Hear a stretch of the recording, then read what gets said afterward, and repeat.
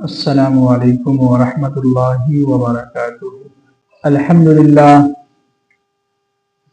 للہ ولیہ والصلاة والسلام علی سید المرسلین وعلی آلہ واصحابہ اجمعین، اما بعد۔ اعوذ باللہ من الشیطان الرجیم، بسم اللہ الرحمن الرحیم۔ وَقَضَى رَبُّكَ أَلَّا تَعْبُدُوا إِلَّا إِيَّاهُ وَبِالْوَالِدَيْنِ إِحْسَانًا إِمَّا يَبْلُغَنَّ عِندَكَ الْكِبَرَ أَحَدُهُمَا أَوْ كِلَاهُمَا فَلَا تَقُل لَّهُمَا أُفٍّ وَلَا تَنْهَرْهُمَا وَقُل لَّهُمَا قَوْلًا كَرِيمًا۔ صدق اللہ العظیم۔ میرے محترم بزرگوں اور دوستوں، اللہ کا لاکھ لاکھ شکر اور احسان ہوا کہ اللہ نے ہم سب کو ایک عظیم دن جمعہ کا مبارک دن ہمیں عطا فرمایا اور کچھ دیر قرآن و حدیث کی بات سننے کی توفیق نصیب فرمائی۔ یہ بھی سمجھیے کہ اللہ کی طرف سے ایک انعام اور اکرام ہے کہ قرآن و حدیث کی بات سننے کو اللہ کا شکر ہے کہ کچھ وقت کچھ ٹائم ہم لوگ لگا کے سن لیتے ہیں، اس سے بھی انشاءاللہ کبھی نہ کبھی فائدہ ضرور ہوگا۔ پچھلے ہفتے میں نے آپ لوگوں سے کہا تھا کہ ماں باپ کے جو حقوق ہیں، والدین کے ساتھ کیسا برتاؤ ہونا چاہیے اور ان کے کیا حق ہیں، اس کے تعلق سے میں نے آپ سے کہا تھا کہ انشاءاللہ اگلے جمعہ میں جو ہے بیان ہوگا۔ تو میں آج اسی ٹاپک کو لے کر اسی مضمون پر کچھ باتیں میں آپ کے سامنے عرض کروں گا۔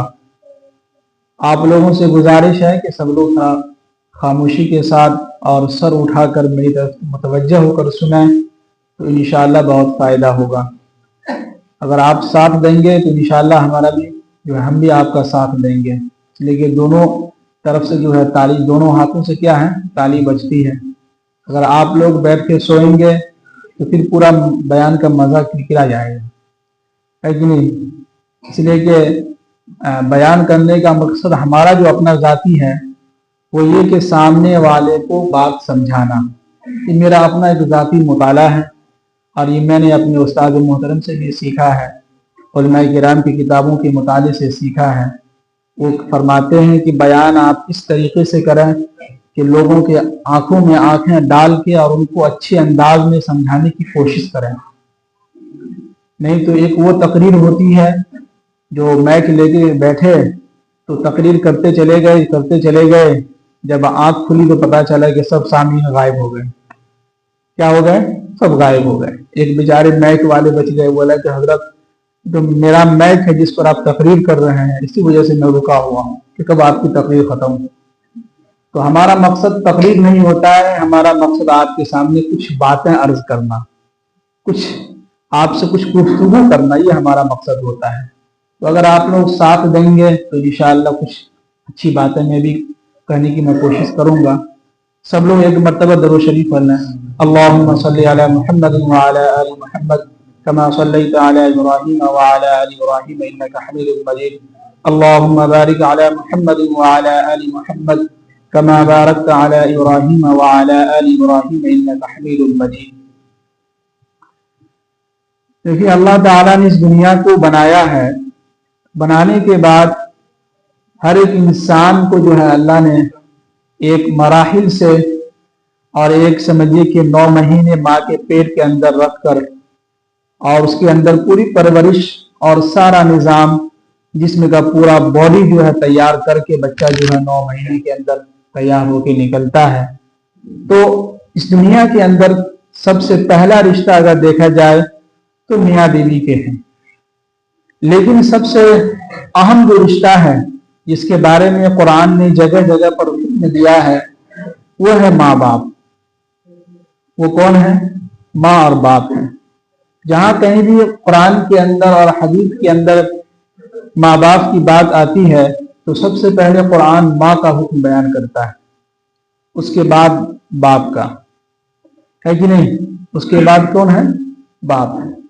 اس لیے کہ ماں کا حقوق اللہ نے اور اللہ کے نبی صلی اللہ علیہ وسلم نے پہلے اس لیے بیان کیا کہ سب سے زیادہ جو تکلیف اٹھاتی ہیں وہ ہے ماں، کہ ایک ماں اپنے بچوں کو 9 مہینے پیٹ کے اندر رکھ کر کے سارا کام کرنا، ساری ضروریات کو پورا کرنا، گھر کے پورے کام کاج کرنا اور اپنے شوہر کے بھی خیال رکھنا، ان کے کھانے پینے کا انتظام بھی کرنا، گھر کی صفائی ستھرائی بھی کرنا، یہ ساری چیزیں ایک عورت کر لیتی ہیں، لیکن اس کے باوجود بھی اپنے اولاد کا جو ہے کبھی بھی یعنی کہ اولاد کے بارے میں کوئی غلط خیالات نہیں آتا ہے۔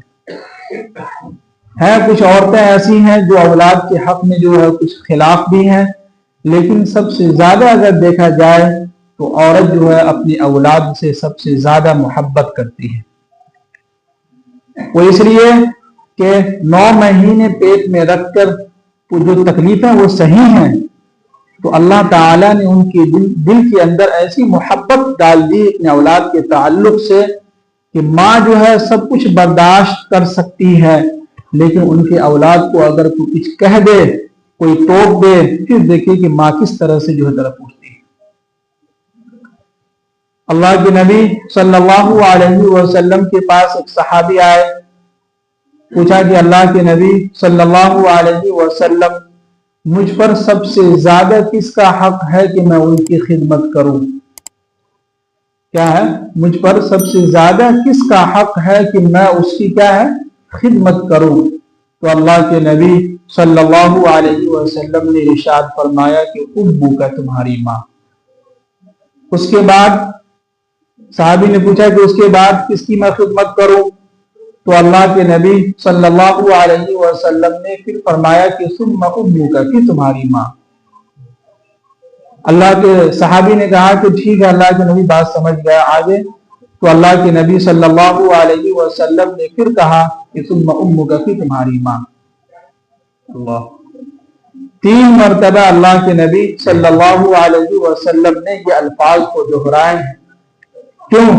اس لیے کہ ایک زمانہ ایسا آئے گا کہ بچے اولاد جو ہے ماں باپ کی اتنی بے عزتی کرے گا، اور اولاد جو ہے ماں باپ کی خدمت تو دور کی بات، ان کی بات سننا بھی گوارا نہیں کرے گا۔ تو اس لیے اللہ کے نبی صلی اللہ علیہ وسلم نے سختی سے 3 مرتبہ یہ الفاظ دہرائے ہیں، اور یہ 3 مرتبہ الفاظ دہرانے کا مطلب یہ ہوتا ہے کہ اس میں تاکید پیدا ہو جاتی ہے کہ نہیں ماں کی ہی خدمت کرنی ہے۔ 4تھی مرتبہ میں اللہ کے نبی صلی اللہ علیہ وسلم نے ارشاد فرمایا کہ ثم ابوک، کہ تمہارا باپ۔ پھر کون ہے؟ باپ۔ اولاد جو پیدا ہوتا ہے، پیدا ہونے کے بعد ساری زندگی جو خرچہ اٹھاتا ہے وہ کون ہوتا ہے؟ باپ ہوتا ہے۔ کسی کہنے والوں نے بہت اچھی بات کہی ہے کہ ماں جو ہے ایک درخت ہے، درخت سمجھتے ہیں نا؟ وہ درخت ہے، اور باپ جو ہے اس کا سایہ ہے۔ وہ کیا ہے؟ سایہ ہے۔ ایک درخت لگا ہوا ہے اور سوکھا ہوا ہے، اس کے اوپر کوئی پتے نہیں ہیں، بالکل سوکھا ہوا ہے، کیا کوئی انسان اس درخت کے نیچے بیٹھے گا؟ کیوں؟ اس لیے کہ اس کا سایہ نیچے نہیں ہے۔ تو لوگ کہیں گا کہ بھائی اس کے نیچے جب سایہ ہی نہیں ہے تو دھوپ سے بچنے کے لیے میں یہاں کیوں بیٹھوں؟ دھوپ سے بچنے کے لیے یہاں میں کیوں بیٹھوں؟ انسان اسی درخت کے نیچے بیٹھتا ہے جس درخت کے نیچے سایہ ہوتا ہے، جس درخت کے اوپر ہریالی ہوتی ہے، پتے ہوتے ہیں، شاخیں ہوتی ہیں، اسی درخت کے نیچے انسان کیا کرتا ہے؟ بیٹھتا ہے، آرام کرتا ہے، سوتا ہے، اس سے فائدہ اٹھاتا ہے۔ تو ٹھیک اسی طرح باپ اگر زندہ ہے تو سمجھیے کہ وہ گھر جو ہے ایک سایہ کے مانند ہے، جس طرح ماں ایک درخت ہے اور باپ کیا ہے؟ سایہ ہے۔ اور جس گھر پر سایہ ہوتا ہے باپ کا، ماں باپ کا، اس گھر کے اندر اگر اولاد اگر صحیح ہے، اولاد اگر نافرمان نہیں ہے، اولاد اگر فرما بردار ہے، تو اس گھر کے اندر کبھی آپ جا کے دیکھیں کتنا سکون ہے، کتنا آپ کو سکون ملے گا اس گھر کے اندر۔ کیوں؟ اس لیے کہ اولاد جو ہے سمجھتا ہے کہ ماں کے سامنے اپنی آواز کو اونچی نہیں کرنی ہے. اولاد سمجھتا ہے کہ جب بھی ہم باپ سے بات کریں تو نرم لہجے میں بات کریں. اولاد سمجھتا ہے کہ ماں کے کیا حق حقوق ہیں.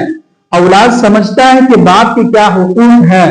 لیکن یہ اس وقت ہوگا جب آپ اپنے بچوں کو بچپن سے ہی تربیت دیں گے. یہ کب ہوگا؟ جب ہم اپنے بچوں کو بچپن سے ہی کیا دیں گے؟ تربیت دیں گے.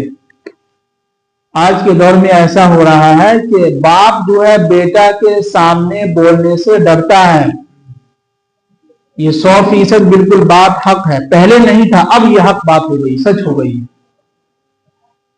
کیوں؟ اس لیے کہ باپ خود بولتا ہے کہ کتنا ڈانٹا ہے، ڈانٹتے ڈولتے ہمیں کو ڈر لگتا ہے. تو جس کی وجہ سے باپ اپنی اولاد کو کیا ہے؟ ڈانٹنا ہی چھوڑ دیتا ہے.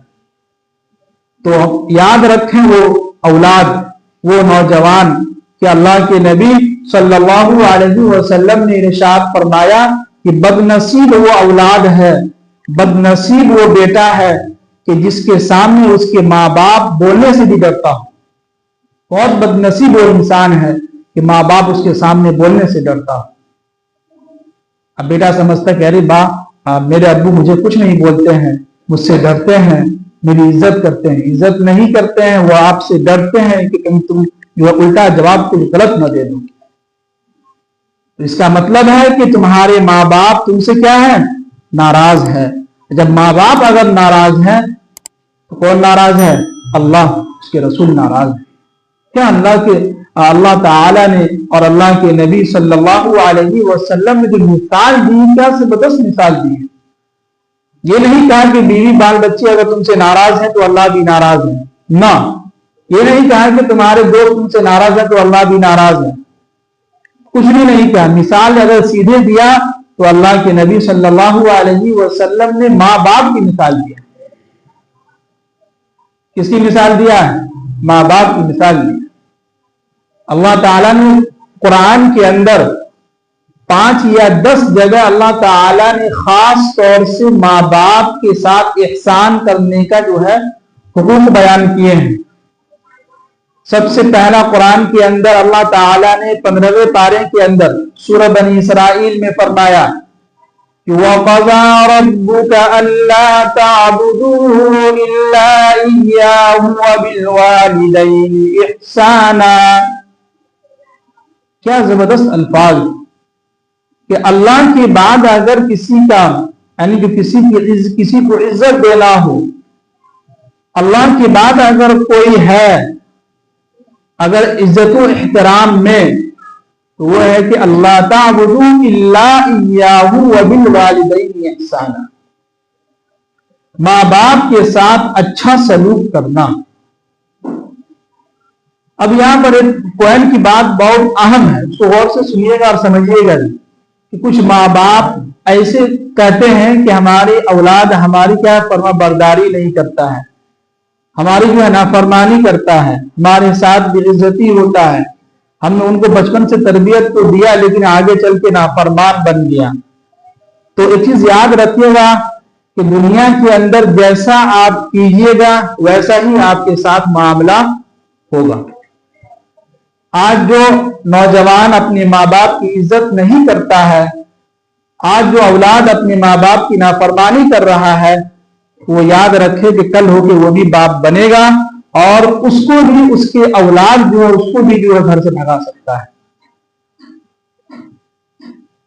جو آج کے دور میں جو آپ لوگ جو گارجین ہیں، ماں باپ ہیں، وہ خود سوچیں کہ کیا آپ نے کبھی اپنے باپ کے ساتھ اچھائی کا معاملہ کیا ہے؟ کیا آپ نے کبھی اپنے ابو کی عزت کی ہے؟ کیا آپ نے کبھی اپنے باپ کی خدمت کی ہے؟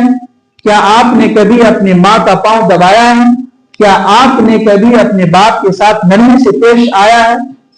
اگر نہیں آیا ہے تو اسی گناہ کا بدلہ آج اللہ تعالیٰ اپنی اولاد کی صورت میں آپ کو دلوا رہا ہے. میں اپنی بات سمجھا پا رہا ہوں؟ بات سمجھ میں آ رہی ہے؟ جیسی کرنی ویسی بھرنی. اللہ کے نبی صلی اللہ علیہ وسلم کی حدیث ہے کہ اللہ کے نبی صلی اللہ علیہ وسلم نے ارشاد فرمایا کہ جو بھی انسان گناہ کرتا ہے تو اس گناہ کا بدلہ، اس کا عذاب اللہ تعالی چاہے تو دنیا کے اندر بھی دے سکتا ہے اور چاہے تو آخرت کے اندر بھی دے سکتا ہے. لیکن ماں باپ کی نافرمانی کا گناہ اور نافرمانی کے جو عذابات ہیں ماں باپ کی نافرمانی کی، اس گناہ کا وبال، اس گناہ کا عذاب اللہ تعالی اس کو دنیا کے اندر ہی دے دیتا ہے. کب دیتا ہے؟ اس کو دنیا کے اندر ہی دے دیتا ہے. آپ خود سوچیں معاشرے کے اندر کہ آپ اگر اپنی ماں باپ کی عزت نہیں کی ہے تو آگے چل کے وہی اولاد آپ کی بھی عزت نہیں کرے گا. یہ فکس ہے. اس لیے کہ چھوٹا بچہ اپنے سے زیادہ عمر کے لوگوں کو دیکھتا ہے اور جیسا جیسا وہ کرتا ہے ویسا ہی وہ بچہ آپ کے ساتھ کرے گا. میں نے ایک ویڈیو میں دیکھا کہ ایک اولاد جو ہے اپنے بوڑھے باپ کی خدمت کر رہا تھا اور اپنے ابو کے چپل کو جو ہے سیدھی کر کے پاؤں میں پہنا رہا تھا.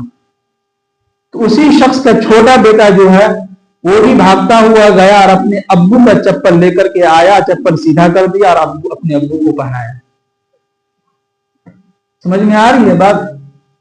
اس نوجوان نے اپنے ابو کی خدمت کی تو اس کے پوتا یعنی اس کا بیٹا جو چھوٹا والا تھا اس نے دیکھا کہ میرے دادا کو جو ہے میرے ابو کو اس طرح سے عزت دے رہا ہے اور ان کو چپل پہنا رہا ہے، تو بچہ بھاگتے ہوئے خود گیا اور اپنے ابو کا بھی چپل لے کر کے آیا اور اپنے ابو کو پہنایا. تو پہلے ہم خود سوچیں کہ ہم نے کیا کارنامہ انجام دیے ہیں، ہم سے کون سی غلطی ہو گئی ہے کہ جس کی سزا آج میرے اولاد جو میرے اوپر اس کو وبال آ رہا ہے. آج جو ہماری اولاد ہماری عزت نہیں کر رہا ہے وہ اس لیے کہ ہم بھی اپنی ماں باپ کی خدمت نہیں کی. اتنے نوجوان بیٹھے ہیں، سچے دل سے سن کے بتلائیے گا، دل پہ ہاتھ رکھ کے بتلائیے گا کہ کتنے ایسے لوگ ہیں جنہوں نے کبھی اپنی ماں باپ کی خدمت کی ہو. کوئی ہے جو ہاتھ اٹھا کے بتائے کہ میں نے اپنے ماں کا پاؤں دبایا ہے کبھی؟ ہے کوئی؟ ایک آدمی ہے. اور کوئی ہے؟ 2 آدمی ہوئے، 3 آدمی ہوئے، بس. اللہ. اب آپ سوچ رہے ہیں کہ میری اولاد میری خدمت کرے گا؟ نہیں کرے گا. اور یہ میں اس لیے بول رہا ہوں، اللہ کا شکر ہے میں نے اپنی زندگی میں بھی کیا ہے. میں نے اپنی زندگی میں کیا ہے. میرا ایک روزانہ کا معمول تھا، جب بھی میں مدرسہ سے آتا تھا یا میں یہاں سے جاتا تھا تو رات میں بستر پر اس وقت تک میں نہیں جاتا تھا جب تک میں اپنی امی کا پاؤں نہیں دبا دیتا تھا. تو جیسے میں جاتا تھا امی پورے پاؤں کو سمیٹ لیتی تھی، کہتے کہ نہیں آپ تو عالم دین ہے، آپ کیوں پاؤں دبا رہے ہیں؟ تو میں کہتا تھا کہ امی میں آپ کی خدمت نہیں کر رہا، میں اپنا جنت کما رہا ہوں، میں جنت کو تلاش کر رہا ہوں، میں تو اپنے لیے میں کر رہا ہوں. تو کچھ دیر کے لیے پاؤں پھیلا دیتی تھی، پھر 5 منٹ کے بعد پاؤں سے مٹ لیتی، کہتے کہ نہیں جائیے آپ آرام کیجیے. تو ہم پہلے خود کر کے دکھلائیں اپنی اولاد کو. اگر اولاد نہیں دیکھا ہے تو پھر بھی اس کا آپ کو بدلہ ملے گا انشاءاللہ. کبھی کبھی ہوتا ہے کہ ماں باپ دنیا سے پہلے چلا جاتا ہے، اولاد بعد میں آتا ہے، تو لیکن اس کا بدلہ اللہ تعالیٰ ضرور آپ کو دے گا.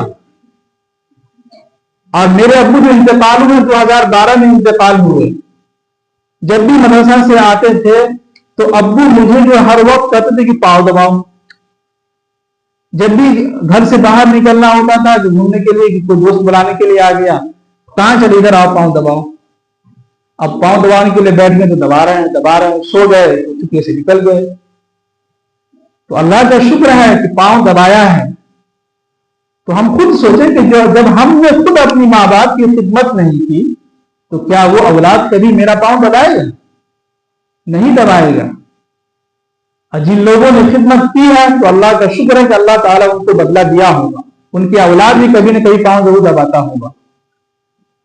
اب اگر نہیں دبائے تو وہ ان کو گناہ ملے گا، اس کی بدقسمتی ہے، اس کو سزا اس کو دنیا کے اندر ملے گا، ضرور ملے گا انشاءاللہ. یہ میں نہیں کہہ رہا ہوں، اللہ کے نبی نے خود فرمایا کہ اس کو اسی دنیا کے اندر ہی اس کو سزا ملے گی. تو ہم یہ نہ سوچیں کہ ہم ماں باپ کے بغیر وہ خوش رہ سکتے ہیں، کبھی خوش نہیں رہ سکتے. بہت بد نصیب ہے وہ شخص کہ ان کے ماں باپ زندہ ہیں، اس کے باوجود بھی اپنے ماں باپ کو الگ کر دیا. کتنی بدقسمت انسان ہو بھائی. لوگ تو ترس رہے ہیں کاش کہ میری ماں ہوتی. اللہ کے نبی صلی اللہ علیہ وسلم کی حدیث، اللہ کے نبی خود اپنی زبانی فرما رہے کہ کاش کہ میری ماں زندہ ہوتی. زندہ تو تھی نہیں، 6 سال کے بعد انتقال، 6 سال کی عمر تھی. اللہ کے نبی صلی اللہ علیہ وسلم کی امی کا انتقال ہو گیا، باپ کو کبھی دیکھا نہیں. ایک مثال سے سمجھائے کہ تم دیکھتے کہ کاش کہ میری ماں زندہ ہوتی اور میں عشاء کی نماز کے لیے، فرض نماز کے لیے میں نیت باندھ چکا ہوتا اور میں ادھر سورہ فاتحہ میں شروع کر چکا ہوتا اور ادھر سے میری ماں آواز دیتی کہ بیٹا محمد، تو میں نماز توڑ کے چلا جاتا. بولیے امی جان کیا بات ہے، نماز بعد میں ہو سکتی ہے لیکن پہلے ماں بلا رہی ہے. اللہ کیا ہے؟ آج آپ کے پاس ماں ہے، خدمت کر لیجئے ان کی، بہت خوش نصیب ہیں آپ. ہم سے پوچھیے کہ جن کے ماں باپ نہیں ہے، مجھے جو احساس ہوتا تھا کہ رونا آ جاتا ہے کہ کیسے کیسے لوگ ہیں بھائی.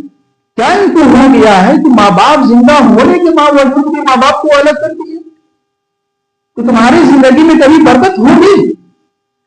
ساری زندگی یوں طرف کے مر جاؤ گے لیکن تمہیں کوئی برکت نہیں ہوگی. تمہاری زندگی لاکھوں روپیہ تم کما لو پھر بھی تمہاری زندگی میں برکت نہیں ہوگی جب تک اگر تمہارا ماں باپ تمہارے ساتھ نہیں ہے. ماں باپ اگر ساتھ ہے تو خدا کی قسم میں کہتا ہوں کہ اگر 10,000 روپیہ بھی تم کما رہے ہو تو تم خوش ہو. دنیا کا سب سے مالدار انسان تم ہو. ماں باپ کے رہتے ہوئے ماں باپ کو الگ کر، کتنی بدنصیبی کی بات ہے. حضرت اویس قرنی، اللہ اکبر، ان کا واقعہ میں جب بھی مطالعہ کرتا ہوں تو ایسا لگتا ہے کہ بدن میں گھومتے کھڑے ہو جاتے ہیں کہ اللہ کے نبی صلی اللہ علیہ وسلم کی ان کو صحبت اختیار نہیں ہوا، نہیں مل پائے اللہ کے نبی صلی اللہ علیہ وسلم سے. لیکن اللہ کے نبی نے کہا کہ اویس قرنی تم ماں کی خدمت کرتے رہو. اگر تم خدمت کرتے رہو گے تو اس حالت میں بھی تمہارا رسول، تمہارا نبی تم سے راضی ہے، تم سے خوش ہے. اور آخری وقت میں اللہ کے نبی صلی اللہ علیہ وسلم نے حضرت عمر رضی اللہ تعالی عنہ کو اور حضرت علی رضی اللہ تعالی عنہ کے ان کو حکم دے رہے ہیں کہ عمر اور علی میرے جانے کے بعد جب بھی ملاقات ہو اویس قرنی سے تو تم ان سے دعا کروانا. کہاں اویس قرنی جنہوں نے اللہ کے نبی کو دیکھا بھی نہیں ہے، اور کہاں حضرت عمر کہ لولا کان بعد عمر، کہ اگر میرے بعد، یہ کون فرما رہے ہیں؟ اللہ کے نبی صلی اللہ علیہ وسلم ارشاد فرما رہے ہیں کہ اگر میرے بعد کوئی نبی ہوتا تو وہ حضرت عمر ہوتا. اس عمر کو اللہ کے نبی کیا کہہ رہے ہیں کہ تم اویس قرنی سے دعا کروانا. کیوں؟ اللہ کے نبی صلی اللہ علیہ وسلم ایسا کون سا عمل ہے اس کے پاس؟ تو اللہ کے نبی نے فرمایا کہ اس نے ماں کی خدمت ایسی کی ہے کہ جب بھی وہ دعا کے لیے ہاتھ اٹھاتا ہے تو جو چیز بھی مانگتا ہے، جیسے ہی اپنی زبان سے الفاظ نکالتا ہے، دعا ختم ہونے سے پہلے اللہ تعالیٰ اس کی دعا کو قبول فرما لیتا ہے اور وہ سب کچھ دے دیتا ہے. اب یہ ہوا کہ حضرت عمر رضی اللہ تعالی عنہ اور حضرت علی رضی اللہ تعالی عنہ اگلے سال حج کے مہینے میں گئے. اور ابھی بھی ہے کہ جہاں حج کرنے لوگ جاتے ہیں تو ہر جگہ کا الگ الگ ایک خیمہ لگتا ہے.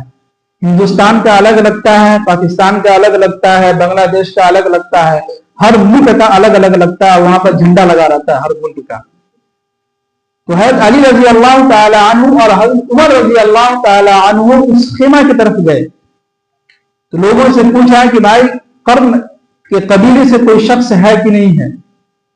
تو اس قبیلے سے تو نہیں تھا لیکن اس گاؤں کا ایک شخص تھا. کہنے لگا کہ جی میں ہوں. فرمایا کہ اویس قرنی کو جانتے ہو؟ کہنے لگا کہ جی میں جانتا ہوں. لیکن آپ اس کے بارے میں کیوں پوچھ رہے ہو؟ تو ایک مطلب پاگل ہے، تھوڑا سا ذہنی سکون اس کا صحیح نہیں ہے. حضرت عمر کہنے لگے پاگل وہ نہیں، پاگل تم ہو.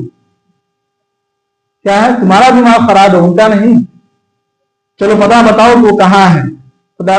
تو بتایا کہ جو ہے ایک الگ جگہ پر ایک اونچی پہاڑی ہے، وہاں پر جو ہے وہ وہیں ہوگا، وہاں خیمہ لگا کے وہ نماز ادا کرتا ہے، وہیں عبادت کرتا ہے اور اونٹ چراتا ہے۔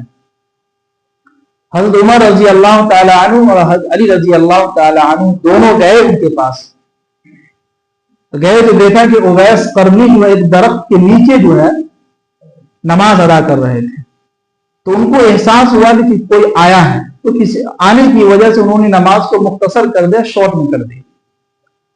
جب سلام پھیرے عمر رضی اللہ تعالیٰ عنہ پوچھے کہ بھائی تمہارا کیا نام ہے؟ کہنے لگا کہ میرا نام عبداللہ ہے، میں اللہ کا بندہ ہوں۔ کہنے لگا کہ وہ نام بتاؤ جو تمہاری ماں نے تمہارا نام رکھا تھا۔ تو کہنے لگا کہ بھائی تم کون ہو جو میرا اتنے پوچھ تاچھ کر رہے ہو، میرا انٹرویو لے رہے ہو؟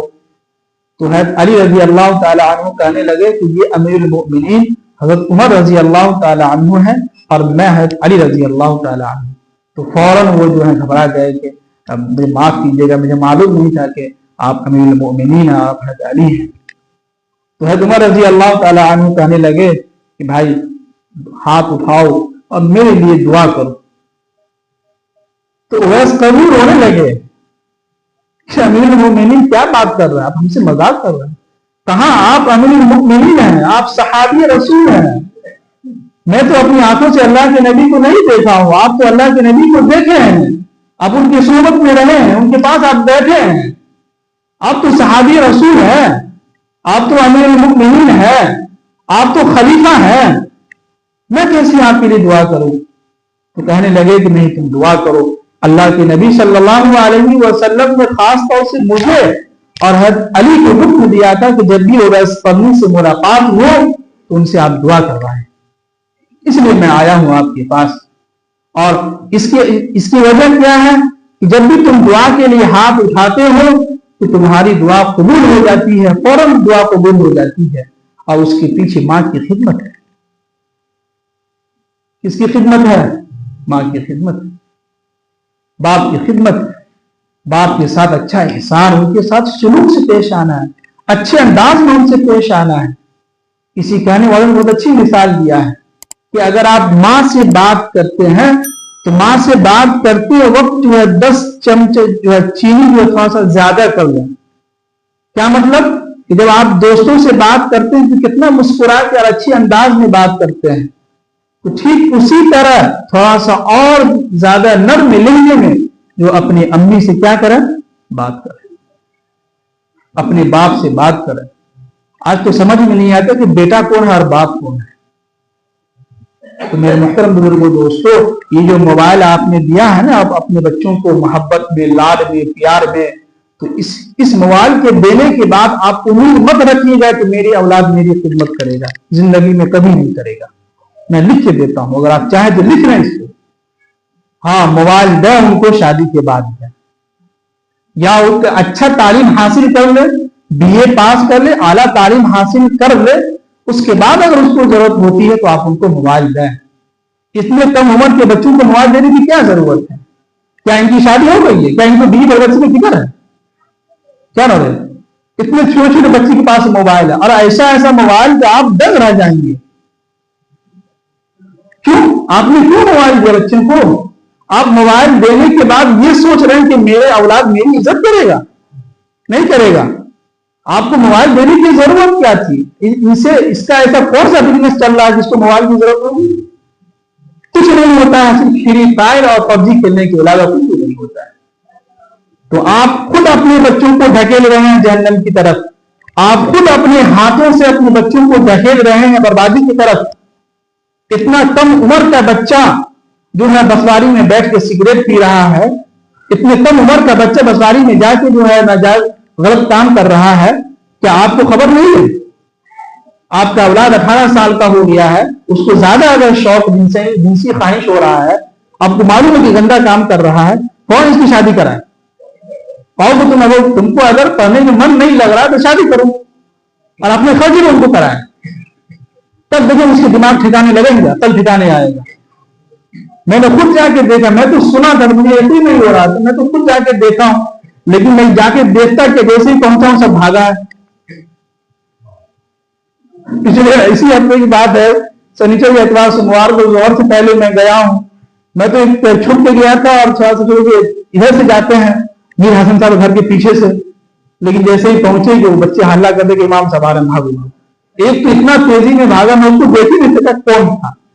अब वो ऐसा गिरा है कि उसके ऊपर 4 बच्चा गिर गया, मुझे डर लग गई तो उसका पाँव न टूट गया हूं। तो पता ही चला कि बच्चे बसवारी में जाके बहुत गलत काम कर रहे हैं।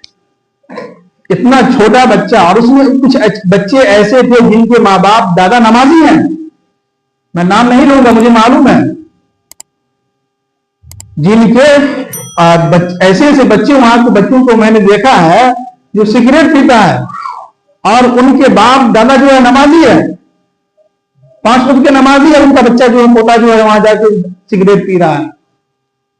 एक तो गलत करते हैं कि ये मीर हसन की दुकान है जलाउद्दीन साहब, तो उनकी ऐसे तो गलती उनकी नहीं है, तो दुकान खोले हुआ उनका काम बेचना है, लेकिन उनको भी सोचना चाहिए कि इतने छोटे बच्चे ये सिगरेट लेने क्यों जाता है, क्यों अपने छोटे बच्चों को गुटखा दे रहे हैं खाने के। और ये गुटखा खाने का कब शुरू होता मालूम है? पहले बच्चा जो है मधु खाएगा, मीठा सुपारी नहीं होता वो खाएगा, फिर उसके बाद माजा खाएगा, एक मजा आता सुपारी वो खाएगा, उसके बाद पास खाएगा। देखिए शैतान किस एंगल से जो उसको ले जाता है गुटखा की तरफ, है कि नहीं इरशाद? हाँ, इरशाद पहले जो है वो मीठा सुपारी खाता था, अब पता नहीं क्या खा रहा। तो बच्चा जो है धीरे धीरे जो है स्टेप बाय स्टेप पहुंचता है गुटखा की तरफ। जब गुटखा की तरफ पहुंचेगा तो एक दिन सोचेंगे यार गुटखा खा, ये मीठी सुपारी खा के थक गया हूं, अब आज देखते हैं कि शुद्ध परस खा के देखते हैं कैसा लगता है कि नहीं। अब जब शुद्ध परस खाएगा तो धीरे धीरे कैश भी आ गया, पता नहीं कौन कौन से नाम आए हैं, कैश है और शिखर है और विमल है, उसका तो प्रचार ही चल रहा है, बोलो जुमा की कैसरी, अब विमल का प्रचार हो रहा है, सब उसके शौक में खा रहे हैं। खाओ भाई खाओ, बर्बाद करने के लिए तुम्हें जो बनाया है। और जो प्रचार कर रहा है ना, उनसे जिंदगी में हकीकत से पूछो, और हकीकत में उनसे पूछो कि आप जो प्रचार कर रहे हैं कि आप खाएं कभी? वो नहीं खाता है, वो तो कंप्यूटर से बनाया जाता है कि फाड़ के दिखा के मैं खा रहा हूं। सब झूठ है, आपको बेवकूफ बना रहा है, आपके बच्चों को बर्बाद कर रहा है और आपको भी बर्बाद कर रहा है। तो मेरे मोहतरम बुजुर्गों दोस्तों, आज के बयान का खुलासा यही है कि अगर हम अपने बच्चों की इज्जत करेंगे और अपने बच्चों को तालीम देंगे और शुरू से ही उनको दीनी तालीम अगर देंगे तो इंशाअल्लाह आगे चल के आपका बच्चा जो है ना फर्मा बरदार होगा। और एक ही हम याद रखें कि अपनी औलाद की जो है सबके सामने भी इज्जती ना करें, इससे औलाद जो है नफ्सियाती तरीके से वो मरीज हो जाता है। जैसे कि मान लीजिए कि आपका बेटा जो है मीर हसन चौक पर बैठ के कुछ गलती किया और एक शख्स उधर से आया और आपके बेटे के बारे में शिकायत लगा दिया कि आपका बेटा ऐसा ऐसा करता है, आपको गुस्सा आ गया, आपने पूरा आस्तीन जैसे ऊपर किया, हरामी कहीं से ये सब काम करते रहते हो, अब सबके सामने आपने उनको डांटा मारा, तो उस बच्चे के दिल के अंदर शैतान क्या मालूम ख्याल डालेगा कि तुम्हारे बाप तो बहुत गे यार, सबके सामने जलील कर दिया, सबके सामने बेइज्जत कर दिया। अब बच्चे के दिल में आपके खिलाफ नफरत चलने लगा। अब जब नफरत धीरे धीरे फैलेगा तो आगे चलते वही औलाद आपका नाफरमान होगा। बच्चे से गलती होती है, ऐसी बात नहीं, गलती नहीं होती, होती है। कल परसों की बात है, मेरा बेटा जो है घर के अंदर वो उनकी अम्मी जो है वो आप लोग उसको क्या कहते हैं, बगिया कहते हैं, जो सफेद सफेद बनता मोटा मोटा करके, क्या बोलते हैं उसको, अब जो भी कुछ बोलते हो, तो उसको चावल का आटा जो नहीं होता है, चावल को पिसा के जो उसका आटा बनता है, उसका वो बनता है, हाँ वो बनाने के लिए उसकी अम्मी जो पीस के रख दी। अब क्या किया, मेरा बेटा जो है जाके उसको खोल के और पूरा गला से लेके पूरे मुंह में लगे, पूरे सर को जो है नहाजमी कर लिया, पूरा बदन हाथ सब गंदा कर लिया। अब उसकी अम्मी को इतना गुस्सा आया, मुझे वीडियो बना के भेजी कि देखिए आपका बेटा क्या किया। मैंने कहा कि थोड़ा सा आराम से, बच्चा है गलती कर देता है, थोड़ा सा डांटना नहीं है, फिर उसको जाके नहा ले। तो बच्चा है गलती करेगा, वो तो बाप, बच्चा इसलिए गलती करता है कि मेरे पीछे कौन है, मेरा बाप है, माँ है। तो थोड़ा सा लाड प्यार से, और कोशिश ये करें कि अपनी औलाद को इज्जत दें। आप अगर अपनी औलाद को इज्जत देंगे वही औलाद आपको भी इज्जत देगा। और औलाद को सबके सामने न डांटें, इससे बच्चा नफ्सियाती मरीज हो जाता है, इससे इसके दिल के अंदर गलत ख्यालात पैदा हो जाता है कि नहीं। आखिर में एक आप सबसे गुजारिश करेंगे, जो बहुत दिनों से मैं सोच रहा था मैं कहूँ, मैं सिर्फ गुजारिश कर रहा हूँ, रिक्वेस्ट कर रहा हूँ, किसी को अगर बुरा लगे तो माफ कीजिएगा, जो कोई जरूरी नहीं कर रहा हूँ तो आप करें, तो वो ये कि कोशिश ये करें कि सब लोग जुमा के दिन कम से कम जो है कुर्ता पाजामा जरूर पहन के आए, ये लुंगी का निजाम खत्म करें। ठीक है, लुंगी पहनना सुन्नत हम मना नहीं कर रहे हैं, लेकिन मैं एक रिक्वेस्ट कर रहा हूँ आपसे, गुजारिश कर रहा हूँ, ये कोई जरूरी नहीं है, लेकिन आप कभी कुर्ता पजामा जुमा के दिन पहन के आके देंगे, कितना अच्छा लगेगा, इंशाअल्लाह बहुत अच्छा लगेगा। बाकी जो लोग पैंट पहनते वो भी पहन के आए, बाकी लुंगी पहन के ना आए, ये मेरी अपनी तरफ से गुजारिश है, रिक्वेस्ट है आप लोगों से। अगर अमल करेंगे तो इंशाअल्लाह बहुत फायदा होगा और आपका हम शुक्रिया भी अदा करेंगे, है कि नहीं। अल्लाह ताला हम सब लोगों को अमल करने की तौफीक नसीब फरमाए।